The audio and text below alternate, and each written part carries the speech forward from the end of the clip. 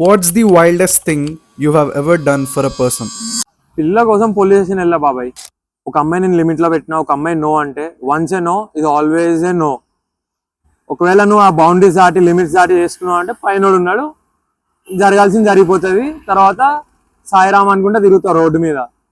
అడుక్కోకు, వాళ్ళు నో అంటే లైట్ తీసుకొని వెళ్ళిపో ఆడికి వెళ్ళి. క్రేజీ స్టోరీ మీకు చిన్నగా ఇట్లా క్యూట్గా చెప్పేస్తా. చిన్నపిల్లలు దూరం వెళ్ళిపోండి, వినాలంటే వినుకోండి, వద్దు స్టంట్లు వద్దు మనకి. నా ఫ్రెండ్ ఉంటాడు, అమ్మాయి, ఒకడు హెరాస్మెంట్ లేదంటే గెలికాడు అని పిలిపించా. వాడికి ఎంత ధైర్యం ఉంటే నా కాలేజ్ దగ్గరికి వస్తాడు? ఏం లేదు, కార్తో కొద్ది కార్ లోపలేసి కొట్టేశాను అంతే. అది తర్వాత లోకల్ వచ్చి లొల్లి జరిగింది. తర్వాత పిఎస్కిలో చూసుకుందామంటే పిఎస్కి వెళ్ళాము. వెళ్ళేదాల్లో మా అయ్యకు కాల్ చేసిన, డాడీ ఇట్లా గొడవ అయింది పిఎస్కి వెళ్తున్నా అంటే మా వాడు గ్యాప్లో వచ్చేసిండు పిఎస్కి. సో పోలీస్ స్టేషన్కి వచ్చిన తర్వాత సాల్వ్ అయిపోయింది.